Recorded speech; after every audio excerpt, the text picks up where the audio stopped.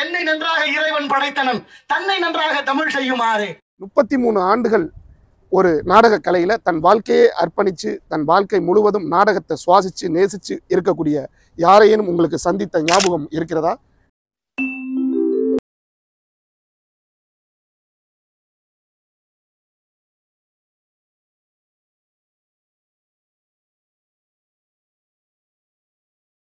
வள்ளி திருமணம் நாடகத்தில் நாரதராகவும் வேலன் வேடன் விருத்தன் என்ற முருகன் கதாபாத்திரத்தை சிறப்பாக நடித்து தமிழகம் முழுவதும் அல்லாமல் வலையொலி மூலமாக உலகம் முழுவதும் ஒரு சிறப்பு பெற்ற ஒரு ஆளுமையைத்தான் கலைவேந்தன் கவிராஜன். வணக்கம். வணக்கம். நலம்தானே? நலம்தான். சந்திப்பதிலே மற்றற்ற மகிழ்ச்சி. மகிழ்ச்சி. கடல் கடந்தும் இந்த தமிழ் நம்மளை இணைத்திருப்பது பேர் உபகை கொள்கிறது என் உள்ளம். ஏனென்றால் மேடைகளிலே நேர்முகமாக மக்களை சந்தித்து பல நாட்களாக பல வருடங்களாக தொடர்ந்து செய்தாலும் வெளிநாடுங்கிற அயல் நாடு வரும் பொழுது இனம் புரியாத ஒரு மகிழ்ச்சி. ஏன்னா பன்முகத்தன்மை கொண்ட பல மொழிகள் பேசக்கூடிய இந்த நாட்டில் தமிழை கேட்குற போது அதான் செந்தமிழ் நாடனும் போதினிலே இன்ப தேன் வந்து பாயுது காதினிலே என்பதுதான் ஞாபகத்துக்கு வருது. உங்களுடைய அனுபவங்களை இங்க உள்ள மக்களுக்கும் இங்கு உள்ள இளைஞர்களுக்கும் உங்களுடைய அனுபவங்களை நிறைய பகிர்ந்துக்கங்க. காலம் ஒவ்வொருத்தருக்கும் நிறைய சவால்களை வைத்திருக்கிறது. அது எப்ப எப்படி எந்த நேரம் தான் தெரியல. ஆனா எல்லா சவால்கள் தான் இருக்கு. 1991 அரங்கேற்றம் செய்யப்பட்டதுன்னா 18/3/1991 நம்ம ஊர்லயே நான் ரொம்ப விரும்பி ஏற்றுக்கிட்ட கதாபாத்திரம் நாரதர். அப்புறம் இடைப்பட்டு முருகனாக அதிலே வேலன் வேடன் விருத்தன். விருத்தன்னா கிழவன். ஆமா, அந்த கிழவன் வேடமெல்லாம் என் வலையொலியில இருக்கு பாருங்க. நானே நடிச்சிருப்பேன். நான் தானே உங்களுக்கு சந்தேகமாவே இருக்கும். அரிதாரம் பூசினா அடையாளம் தெரியாதுல்ல. ஆமா ஆமா. விவசாயியை கைவிட்ட விவசாயியோ இல்ல வேளாண்மையை கைவிட்ட எந்த நாடும் உருப்பிட்டதா சரித்திரம் இல்ல. அப்படி இந்த இயல் இசை நாடகம் என்ற முத்தமிழையும் நேரிடையாக வெகுஜன கலைஞன் கூட சொல்லுவாங்க நம்மளை. அது மக்களுக்கு நேரிடையாக கொண்டு சேர்ப்பதில் இந்த இறைவன் இட்ட பணி என்று தான் கருதுகிறேன். அப்படி நிறைய சவால்கள் இன்று வரை இருக்கிறது. சமூகம் சார்ந்து, மொழி சார்ந்து, மண் சார்ந்து, வளம் சார்ந்து நம்ம என்னென்னலாம் அந்த மக்களுக்கு கொண்டு போய் சேர்க்க முடியுமோ அதையெல்லாம் கொண்டு போய் சேர்த்து அப்படி இந்த மக்களுக்கு நிறைய கொடுத்துக்கிட்டே இருக்கிறோம். கழுதைய மந்திரி ஆக்கிட்டாரு. கழுதைய மந்திரி ஆக்கினது போதும். நம்ம நாட்டுல கண்ட வேண்ட கழுதையெல்லாம் மந்திரி பதவி பெரிய இடத்துக்கு. உங்களுடைய நாடக கலையில உங்களுடைய குரு யாரு? உங்களுடைய மானசீகமா நீங்க நேசிச்சு இந்த கலைக்கு வர காரணமா இருந்த தூண்டுகோல் யாருன்னு நீங்க பகிர்ந்துக்க முடியுமா? நிறைய இருக்காங்க. எப்படின்னா, நான் படிக்கும்போதே பள்ளிக்கூடத்தில் விளையாட்டு போட்டி, கட்டுரை போட்டி, கவிதை போட்டி, பாடல் போட்டி அப்படி நிறைய வச்சுருக்காங்க. அப்போ அதெல்லாம் நான் பாடல் போட்டியில் மிகமாக கலந்துக்குவேன். அப்படி கலந்துக்கிட்டு அப்படி பாடல் பாடுறதுல ஒளிபெருக்கி கிடச்சா 2 பாட்டு தெரிஞ்ச வரைக்கும் பாடுறது. இப்படி நாடகத்தில் நீங்கள் எந்த ஆண்டு முதல்ல அடி எடுத்து வச்சிங்க? உங்களுடைய குருவின் பெயரை கொஞ்சம் பகிர்ந்துக்குங்க. கண்டிப்பாக சொல்லணும். குருல்லா வித்த குருட்டு வித்தேன்பா. அதனால நிறைய எனக்கு எல்லாருமே ஆசான்கள். நீங்கள் அவர் பார்க்குற எல்லாருமே எனக்கு ஆசிரியராக தான் நான் நினைக்கிறேன். ஏன்னா ஒவ்வொருத்தையும் ஒவ்வொரு விஷயத்த நான் கற்றுக்கிறேன். அப்படி நல்ல விஷயங்களை நிறைய கற்றுக்கொண்டேன். முதல்ல எனக்கு குருவாக இருந்தது ஐயா GN ராஜப்பா ஐயா. அவர் தான் புதுக்கோட்டை முத்தமிழ் நாடக நடிகர் சங்கத்தினுடைய கௌரவ தலைவராக இருந்திருக்கிறாரு. நாடகத்தினுடைய தலைமை ஆசிரியர் தவத்திரு ஸ்ரீலஸ்ரீ TT சங்கரதாஸ் சுவாமிகளை நேரிடையே சந்தித்த மகான். அந்த மகான் மூலமாக தொட்டு வச்சு இந்த நாடக உலகத்துக்கு வந்திருக்கேன். என்னை கொண்டு போய் ஐயா கிட்ட படிக்க வச்சது நாடக உலகத்தினுடைய சூப்பர் ஸ்டாரும்பாங்க. அவர் தான் முத்தப்பா நாரதர். அவர் மூலமாக தான் அவரை வந்து சந்திக்கிறேன். அவர் தான் சொல்லி கொடுத்தது. அதுக்கு காரணம் என்னென்னா, பள்ளிக்கூடத்தில் இருந்த இந்த பாட்டு போட்டியில் கலந்துக்கிறது, அப்புறம் ஒளிபெருக்கி கல்யாணம் திருவிழான்னா அதை பிடிச்சிட்டு நான் பாடிட்டே இருக்கிறது. அப்புறம் அறிவொளி இயக்கம்னு ஒன்று வந்துச்சு பாருங்கள். அதில் அந்த ஒவ்வொரு ஊருக்கு ஒரு அறிவொளி இயக்கம், ஒரு ஊருக்கு ஒரு இது சென்டர் குறுக்கிடுறதுக்கு பண்ணிக்கிறேன். அறிவொளி இயக்கம்னா அந்த 90களின் துவக்க காலங்கள்ல அரசாங்கத்தால் அறிவிக்கப்பட்ட கையெழுத்து போடக்கூடிய கத்துக் கொடுக்கணும். கிராமந்தோறும் வீடு வீடா போய் கல்வி கத்துக்க கூடிய அதுல நான் கொஞ்சம் பணியாற்றினேன். ஆமா, படிக்கத்தான் அறியாமை விலகும். அதனாலதான் கற்பவை கற்றவை நிற்காதற்கு தகன. அதுவே எனக்கு ஒரு உந்துதலா இருந்துச்சு. அப்புறம் வள்ளி திருமண நாடகத்தை பாக்குறது நம்ம ஊர் பக்கத்துல பார்த்தா அதுல எனக்கு ரொம்ப நாரதர் ரோல் ரொம்ப பிடிக்கும். இந்த கதாபாத்திரம் நாரதர் கதாபாத்திரத்தில் அது என் அண்ணன் டேபி ஆனந்தனையே பார்த்து வியந்த வேணாம். நாட்டை துண்டு உண்டா போட்டாங்க கேட்க நாதி இல்லை. அதுக்கு தோல்ல துண்டு போடுறது கேள்வி கேட்குறாங்க. அப்புறம் முத்தப்பாவை சந்திச்சு ஐயா ராஜப்பா ஐயா கிட்ட போய் கேட்டு அதுக்கப்புறம் அப்படி அதுலேருந்து பாடம் எழுதி வாங்கி படித்து அதுக்கப்புறம் 1991 18/3 அதில் அரங்கேற்றம் செய்கிறேன். நம்ம ஊர்லேயே. உங்கள் ஊர்? ஆமாம், புதுக்கோட்டை மாவட்டம் ஆவுடையார் தாலுகா வீரமங்கலம் கிராமத்தில் தாலுகா ஆவுடையார் ஒன்றியம். அப்படி இந்த 33 ஆண்டுகால நாடக அனுபவத்துல நீங்க சந்தித்த சவால்களுக்கு சொல்லுங்க. இன்னைக்கு வரைக்கும் சவால் தான். தர்க்கம் செய்யறதுதான் நாரதருடைய முக்கிய பங்கு. ஆமா, அந்த தர்க்கம் செய்யறதுல யாருகிட்ட நீங்க தர்க்கம் செய்யறது உங்களுக்கு சவாலா இருந்துச்சு ஆரம்ப காலத்துல? ஆரம்ப காலத்துல எல்லாருமே எனக்கு சவால் தான். சவால் தான். அவங்க தான் என்னைய படிக்கிறதுக்கு தூண்டுனர். யாரையும் குறைத்து மதிப்பிடவே முடியாது. ஒரு விஷயம் என்னன்னா, எனக்கு தெரிஞ்சது உங்களுக்கு தெரியாம இருக்கும், உங்களுக்கு தெரிஞ்சது எனக்கு தெரியாம இருக்கும். ஏதேன்னு ஒண்ணு கேட்டுட்டா 2 பேருமே முழிக்கணும். அதான் இயல்பு, யதார்த்தம் அதுதான். ஆனா அந்த நேரங்கள்ல அந்த மாதிரி இருந்துச்சு. அதுக்காக அந்த சண்டை நாகரிகமா இருக்கும். எந்த தவறுதலாவோ மற்றபடி தர்க்கம் தானே, தர்க்கம் தான். அதுக்கு நிறைய படிக்கணும், படிக்காம பண்ண முடியாது. ஆரம்ப காலங்கள்ல ரொம்ப சவாலா தான் இருந்தது எனக்கு. எல்லாருமே எனக்கு சவால் தான். இப்ப என்ன எடுத்துக்கங்க, நான் ஒரு தப்பு பண்ணிட்டேன்னா நான் நீதிபதி ஆக மாட்டேன், வழக்கறிஞராகி நான் செஞ்சதெல்லாம் சரிதான்னு வாதாடுறேன். எனக்கு எதிரி இன்னொருத்தர் தப்பு பண்ணிட்டாருன்னா உடனே நீதிபதியாகி தீர்ப்பு சொல்றேன். உங்களுக்கு பிடித்த யாரேனும் நடிகர்களை குறிப்பிட்டு சொல்ல முடியுமா? நிறைய, எல்லாருமே பிடிக்கும். யாரையும் யாரும் உங்களுக்கான ஒரு இவர் வந்து எனக்கு இப்ப ஒவ்வொருத்தருக்கும் ஒவ்வொரு நடிகர்களை பிடிக்கும். இவருக்கு நான் வந்து ஒரு ரொம்ப என்னை கவர்ந்தவர்னு உங்களுக்கு ஒரு அதுதான் தேவி ஆனந்தன். 2 விதமான கதாபாத்திரங்கள்ல நடிச்சிருக்கீங்க. 2 கதாபாத்திரங்கள்ல எந்த கதாபாத்திரம், அதாவது நாரதர் என்கிற கதாபாத்திரமும் வேலன் வேடன் விருத்தன் என்கிற முருகனுடைய கதாபாத்திரமும் 2ம் வேறுபட்ட மாறுபட்ட கதாபாத்திரம். எது சவாலான கதாபாத்திரம்? அதிக வருடங்கள் நாரதரா தான் வந்திருக்கேன். முருகனா இப்ப இடைப்பட்டுட்டேன் ஒரு 6-7 வருஷத்துக்கு பிறகு. முன்னாலே 6-10 வருஷத்துக்குள்ள. அதுல என்னன்னு கேட்டீங்கன்னா, நாரதரா வர்றது வந்து நிறைய நேரம் கிடைக்கும், நிறைய விஷயங்களை பகிர்ந்து கொள்ளலாம். அதுல எப்படின்னா, வேஷங்கள் மாறி மாறி வேடங்கள் மாறணும். முதல்ல முருகனா வரணும், அதுக்கப்புறம் வேடனா வரணும், அதுக்கப்புறம் விருத்தனா வரணும், அப்புறம் வந்து முருகனா வந்து மாலை மாற்றணும். இப்படி அது ரொம்ப சிறப்பாக இருக்கும் அதெல்லாம் பார்க்குறதுக்கு. அதற்கும் கதை பாட்டுகள் இருக்குது. சங்கரதாஸ் சுவாமிகள் எழுதி அத்தனை பாடல்களும் பாடி அந்த நடிப்பு எல்லாமே சேர்ந்தே வருது. அதான் இயல் இசை நாடகம். இயல்னா பேச்சு, இசைனா பாட்டு, நாடகம்னா நடிப்பு, 3ம் சேர்ந்தது இந்த மேடை நாடகம். அது சங்கரதாஸ் சுவாமிகள் இயற்றியது. அது தமிழுக்கே உள்ள தனிச்சிறப்பு. ஆமா, தனிச்சிறப்பு. தமிழுக்காகவே தான் கொண்டு வந்தார் அவர். நாளடைவில் இந்த நாகரிகங்கிற பேரில் சில விஷயங்கள் மறைஞ்சிக்கிட்டே வருது. அது கொஞ்சம் வருத்தமாக தான் இருக்குது. நான் பாருங்க, நாடகம் நடிச்சுக்கிட்டே இருந்துட்டு அப்புறம் இடையில ஒரு படம், சினிமா படம், இந்த கொரோனா காலத்துக்கு பிறகு நடித்தேன். வெள்ளிமலைன்னு ஒரு படம் நடித்தேன், கதாநாயகனுக்கு அப்பா நடித்தேன். படம் வெளியாகிடுச்சு. அதுக்கப்புறம் வைபவ் கூட ஒரு படம் நடித்தேன். இப்போ கூட ஒரு படம் நடித்து டப்பிங் பேசியிருக்கேன். அதில் முருகனை பற்றிய வசனத்தை முதல் காட்சியிலே வர்றேன். டாக்குமெண்ட்ரின்னு சொல்லுவா பாருங்க, ஆவணப்படம். ஆமாம், அந்த ஆவணப்படம் நடிச்சிருக்கேன். எல்லாம் இறைவனுடைய திருவருள். வாழ்த்துக்கள். படங்களுடைய திரைப்பயணமும் வெற்றி பெற வாழ்த்துக்கள். ஒவ்வொரு இடங்கள்லையும் ஒவ்வொரு விதமான சவால்களை சந்திக்கிறோம். நம்ம பேசிக்கிட்டு இருக்கும்போது ரொம்ப நேரம் பேசாதையா, பாடியா அப்படின்னு சொல்கிறவங்களும் இருக்காங்க. இல்லை பேசட்டும், அவர் பேசுகிறது நல்லா இருக்குது, கருத்து கேட்போம் அப்படின்னு சொல்கிறவங்களும் இருக்காங்க. இப்படி மாறி மாறி சில சவால்கள் இருக்குது. எல்லாத்தையும் தாங்கித்தான் கலைஞனா வந்தால் இருக்குது. அது நிறைய சவால்கள் இருக்குது. இப்போ எனக்கு மட்டும் இல்லை, இது போல் எல்லா கலைஞர்களுக்கும் இந்த மாதிரி பிரச்சனைகள் இருக்குது. கலைஞர்களும் கொஞ்சம் செம்மையாக நடந்து ரசிகர்களையும் மாற்றி அமைக்கணுங்கிறது தான் என்னுடைய விருப்பமாக இருக்குது. நிறைய நாகரிகங்கிற பேரில் இழந்துக்கிட்டே இருக்கோம். வரலாற்று ஒரு வருடத்துக்கு எத்தனை நாடகம் நீங்க நடிப்பீங்க? 33 ஆண்டுகள்ல இந்த கொரோனா காலகட்டத்தை ஒதுக்கிடுவோம். அடுத்து இடையில ஏதோ ஒரு காரணத்தால சிங்கப்பூருக்கே வந்திருக்கிறேன். சிங்கப்பூருக்கு வந்திருக்கீங்களா? 7 இங்க இருந்திருக்கிறேன். சரி. 2 அது வேலை செய்ய வந்திருக்கீங்க. ஆமா, வேலை செஞ்சிருக்கேன். சிறப்பு. நடிக்கல. அது அந்த இஸ்தானாவில தான் வேலை ரோட்ல தங்கி இஸ்தானாவில சிறப்பு. அதிபர் மாளிகையில். ஆமா, அது ஒரு இது. அது போக இன்னும் நாடகம் 180 நாடகம் சராசரி ஒரு வருடத்துக்கு 180 நாட்கள். ஆமா, கண்டிப்பா நாடகம் தொடர்ச்சியா இருக்கும். சரி, 33 வருடங்கள் நடிச்சிருக்கீங்க. ஏறக்குறைய 6000 நாடகங்களுக்கு மேல் நடிச்சிருக்கீங்க. ஏதேனும் குறிப்பிடும்படியான நடிகர்களோட சேர்ந்து நடிச்சதை உங்களோட ஏதாச்சும் பகிர்ந்துக்க முடியும்? நிறைய. வசுந்தரா தேவி அக்கா, தமிழ் செல்வி அக்கா, அவங்கள என்ன கதாபாத்திரத்தில் நடிச்சிருக்காங்க? வள்ளியாக நடிச்சவங்க. நிறைய. உங்களுடைய நாரதருடைய தர்க்கம் அதிகபட்சம் வள்ளியோடு நடைபெறுது. அதுதான் வள்ளியா நடிச்சவங்க. அவங்க எல்லாம் பார்த்துதான் நான் கொஞ்சம் படிக்கணும் அப்படிங்கிற ஆர்வம் எல்லாம் நிறைய.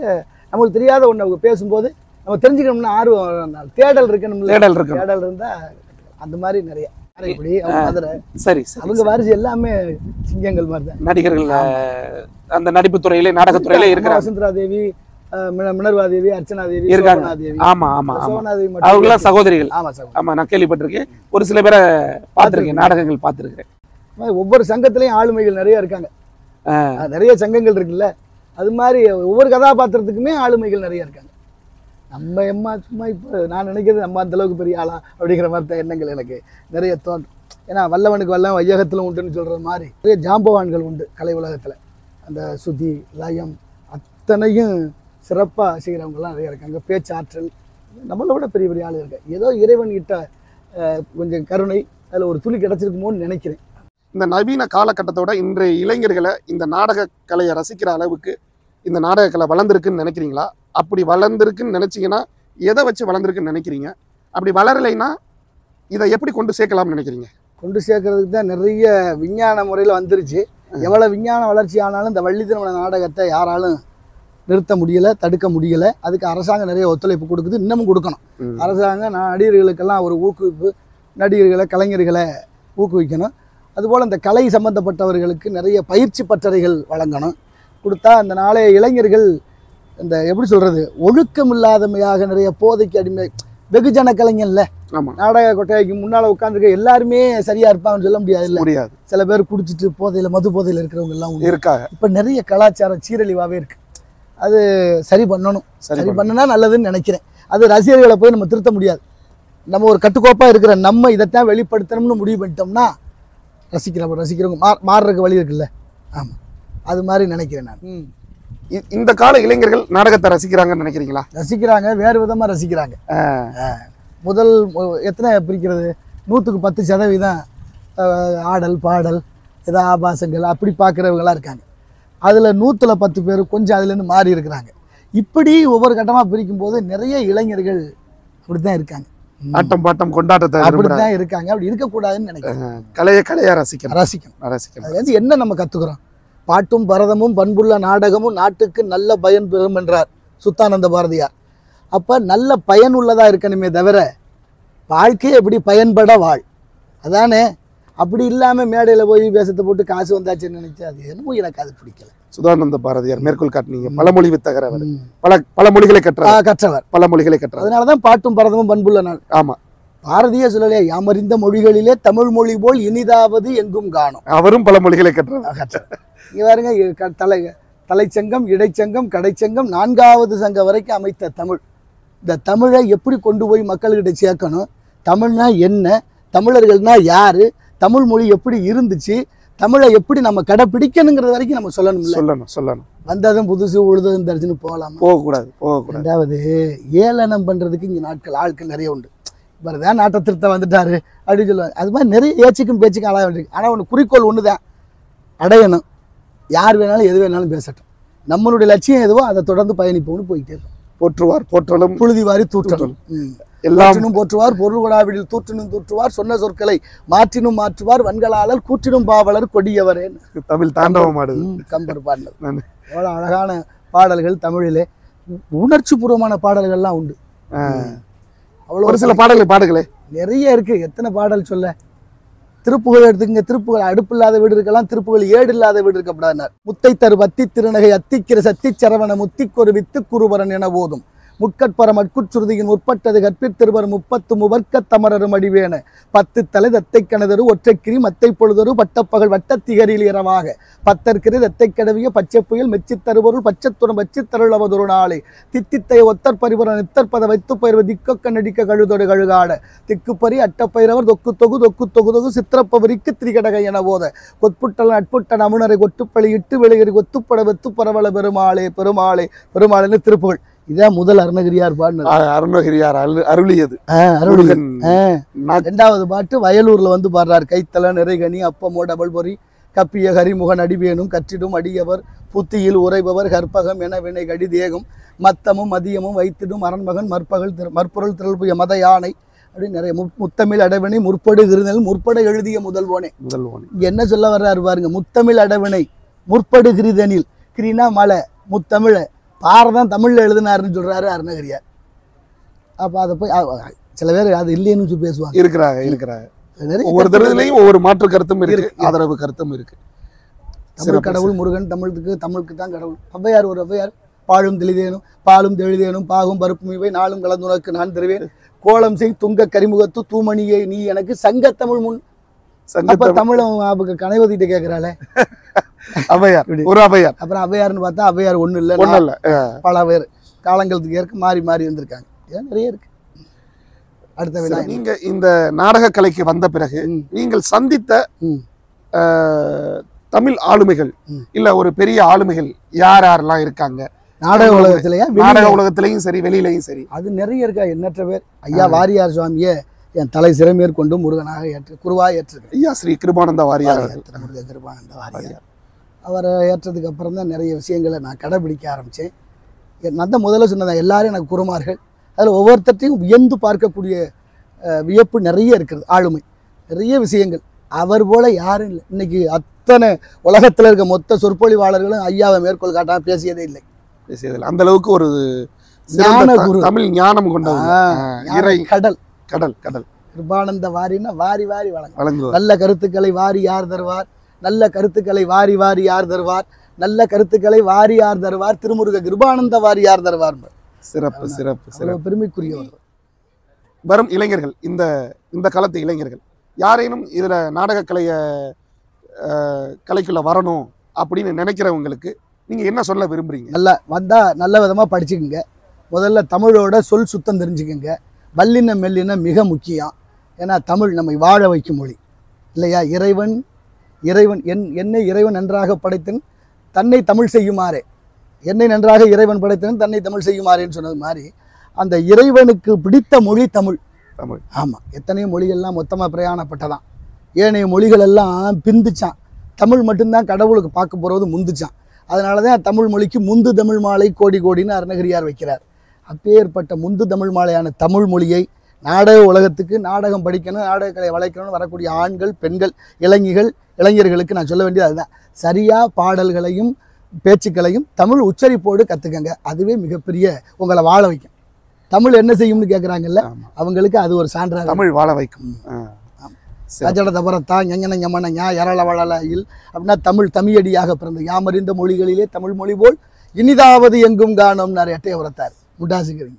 சிங்கப்பூர்ல நீங்க வந்து சந்திச்ச தமிழ் மக்கள்கிட்ட எப்படி தமிழ் இருக்குன்னு நினைக்கிறீங்க? நல்லா இருக்கு, நல்லா இருக்கு. அதை விட எல்லா பக்கமும் பார்த்தீங்கன்னா ஒவ்வொரு ஊர்லையும் ஒவ்வொரு மாதிரி பேசுவாங்க. சரி, தமிழ் தான் ஒவ்வொரு பக்கமும் ஒவ்வொரு வித்தியாசமா இருக்கு.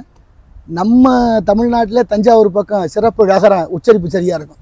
எல்லாத்தையும் விட தென் தமிழ், அதான் என்றும் உள்ள தென் தமிழ் இயம்பி இசை கொண்டான்னு கம்பர் பாடுறாரு. சிறப்பு. தெற்க தான் தமிழ் தோன்றியதாமே, நம்ம தான் கொஞ்சம் கிட்டா இருக்கோம். அதனால நம்ம தான் சரியா பேசணும். எல்லாருமே தமிழர்கள் தமிழை நேசிக்கணும், வாசிப்பதை நேசிச்சு வாசிக்கணும். தமிழை நேசிப்போம், தமிழை சுவாசிப்போம், நல்ல விதமாக எல்லாத்தையும் கடத்திக்கிட்டே இருக்கணும். அடுத்தடுத்து வரலாறு ரொம்ப முக்கியம் இல்லையா? சிறப்பு சிறப்பு.